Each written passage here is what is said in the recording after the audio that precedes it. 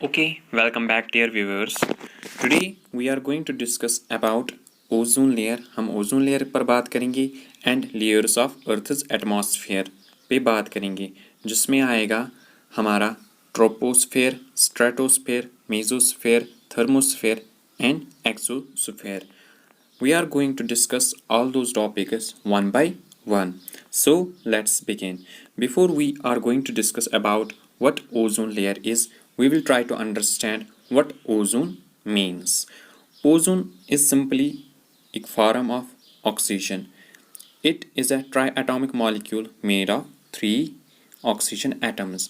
ये 3 oxygen atom से बना है, जिसे हम यूं रिप्रेजेंट करते हैं O3. जो ये ओजोन है ये हाईली पॉइजनस हैं. ये एक पॉइजनस गैस होता है. ओके.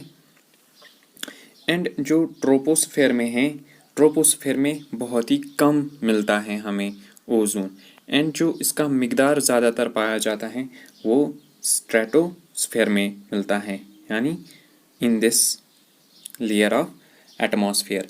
जो ये है ये ट्रोपोस्फेयर है, इसमें ओजोन का मिकदार बहुत ही कम है एज़ कम्पेयर टू स्ट्रेटोस्फेयर.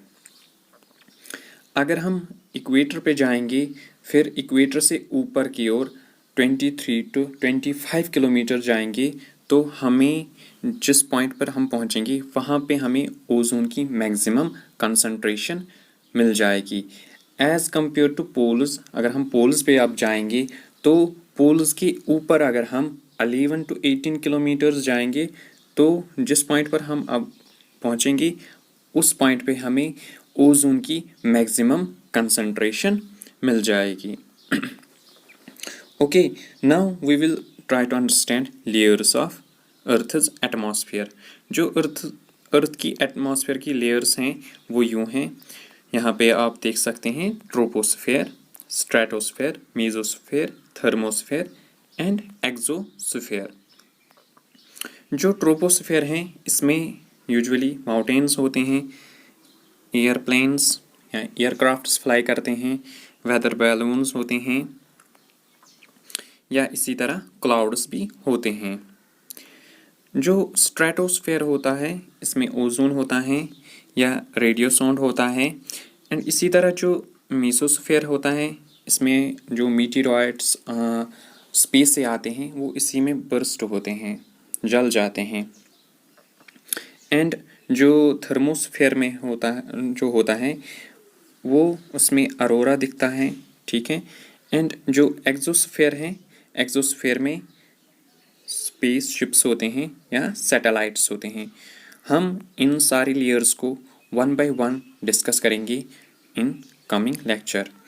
सो यहाँ पे आप देख सकते हैं कि जो ट्रोपोस्फेयर होता है ये होता है 0 to 12 to 18 किलोमीटर इसकी डिस्टेंस. सिमिलरली जो स्ट्रेटोस्फेयर होता है ये होता है 11 kilometre to 50 kilometre. Similarly you can C mesosphere होता है 40-50 से अप टू 80 to 90 किलोमीटर. इसी तरह जो थर्मोस्फेयर होता है 80-90 to अप टू 100 किलोमीटर.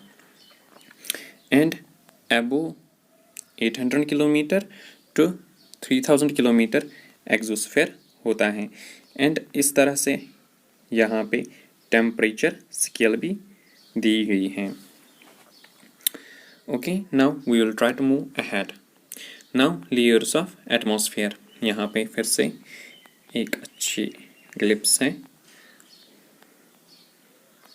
यहाँ पे टेम्परेचर दिया गया है. जो ट्रोपोस्फेयर है होता है उसका टेम्परेचर बहुत ही अच्छा होता है, गर्म होता है, फिर ठंडा पड़ जाता है. एंड जो एक्सोस्फेयर या थर्मोस्फेयर होता है या एक्सोस्फेयर होता है ये बहुत ही गर्म होता है. यहाँ पे आप देख सकते हैं मेसोस्फेयर का टेम्परेचर ऑलमोस्ट -85 डिग्री सेल्सियस होता है. या इसी तरह जो स्ट्रेटोस्फेयर होता है इसका टेम्परेचर भी ऑलमोस्ट -60 डिग्री यहाँ पे होता है. Okay, so now we will try to study all those layers one by one. Now, layers of Earth's atmosphere. Earth's atmosphere Earth's atmosphere has series of layers which include troposphere, stratosphere, mesosphere, thermosphere and exosphere. We already saw that. Okay, now we will study about troposphere. What is a troposphere? जो troposphere है ये lowest layer होती है atmosphere की और जो extent होती है ground level से up to 10 kilometer. Usually even humans, even all living organisms live in this sphere. Okay, weather occurs in this lowest layer. Okay, clouds appear here mainly because 99% of water vapors, जो 99% of water vapors exist करते हैं troposphere में, which is the reason clouds appear in this sphere. Air pressure drops and temperature gets colder as you climb higher in the troposphere. जैसे ही हम troposphere से ऊपर जाते हैं, ऊपर की ओर जाते हैं, एयर प्रेशर ड्रॉप होता है और टेम्परेचर भी ड्रॉप होता है, टेम्परेचर भी कम कम होता है. ट्रोपोस्फेयर का टेम्परेचर अच्छा खासा होता है, वार्म होता है. उसके बाद है stratosphere. After troposphere there comes stratosphere. It extends up to 50 kilometer, from 10 to 50 kilometer. Okay, जो ओजोन लेयर है, ozone layer is found in this sphere, यानी स्ट्रेटोस्फेयर में ओजोन लेयर मौजूद होती हैं. जो ओजोन मॉलिक्यूल्स होते हैं ये एब्जॉर्व करते हैं हाई एनर्जी यूवी लाइट जो सन से आती हैं एंड कन्वर्ट करती हैं यूवी एनर्जी को इनटू हीट एनर्जी. ठीक है. Stratosphere actually gets warmer the higher you go. जैसे ही हम हायर जाएंगे स्ट्रेटोस्फेयर का टेम्परेचर भी इंक्रीज हो जाता है. You can see in the graph, I will try to show you. यहाँ पे आप देख सकते हैं जैसे हम ट्रोपोस्फेयर से ऊपर जा रहे हैं टेम्परेचर फॉल हो रहा है एंड जैसे ही हम और ऊपर जाएंगे टेम्परेचर इंक्रीज हो रहा है. ठीक है. It is due to ozone layer. जो ओजोन यहाँ पे होती हैं वो ट्रैप करती हैं यूवी रेज को जो सन से आती हैं एंड उस यूवी रेज को कन्वर्ट करती हैं हीट में. Okay, now back to topic. Stratosphere, हाँ चाहिए हमने देखा. और जो स्ट्रेटोस्फेयर की और एक प्रॉपर्टी है जेट स्ट्रीम होते हैं flow near the border between the troposphere and the stratosphere. Stratosphere और ट्रोपोस्फेयर के दरमियान जेट स्ट्रीम्स फ्लो करते हैं. जेट स्ट्रीम्स क्या होते हैं? कोल्ड फास्ट मूविंग विंड्स या एयर करंट्स भी इन्हें कहते हैं. Okay, so thank you very much. This was all for today.